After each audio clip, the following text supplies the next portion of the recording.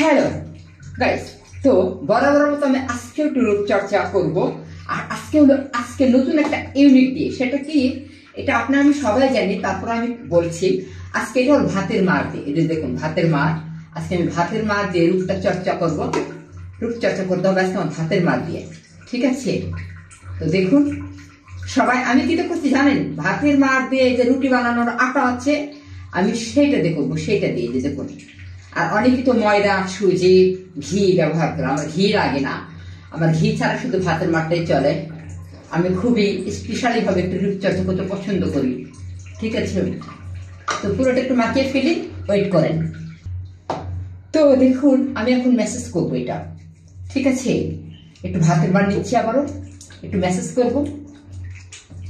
এইভাবে আপনারা বাসায় সবসময় রূপচর্চা করবেন, নিজেকে ক্লিন রাখবেন, দেখবেন রূপের চড়ে আপনার গার্লফ্রেন্ড আপনাকে অনেক ভালোবাসবে, ঠিক আছে? দেখুন আমার পাটা কত সুন্দর হবে আজকে, আমার পা অনেক সুন্দর হয়ে যাবে আজকে। আজকে আমার থেকে সবাই ক্রাশ খেয়ে যাবে।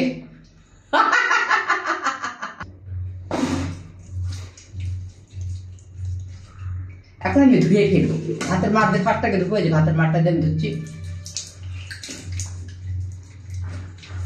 আমি মিথ্যা কথা বলতে ভালোবাসি না, আমি সত্য কথা বলতে ভালোবাসি। ভাতের মাধ্যমে মুখটা ফ্রেশ করে নিলাম, আর এটা বেঁধে নিচ্ছি আমার চুলটা যেন নষ্ট না হয়, কারণ চুলটাকে আমি হেয়ার কাটিং করেছি, ঠিক আছে? এখন আমি সুন্দর করে ধুয়ে নিচ্ছি, দেখি আমাকে আজকে কেমন লাগে। আর আপনারাও কিন্তু বলে যাবেন, ঠিক আছে, আমার আজকে কেমন লাগছে আমাকে আজকে। ওকে,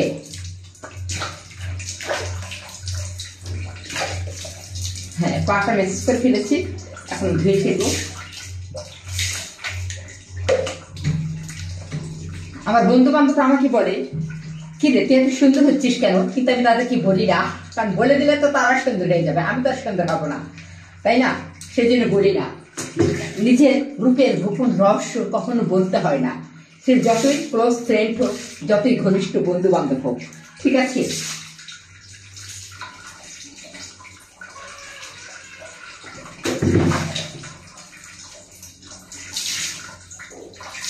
দেখুন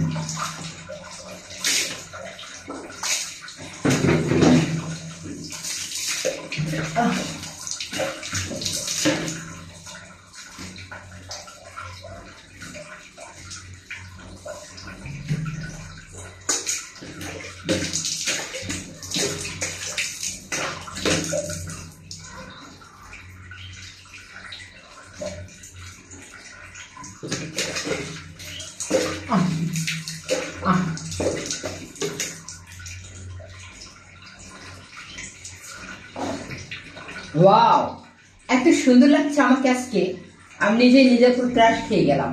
এই নষ্ট হোস না, ঠিক আছে?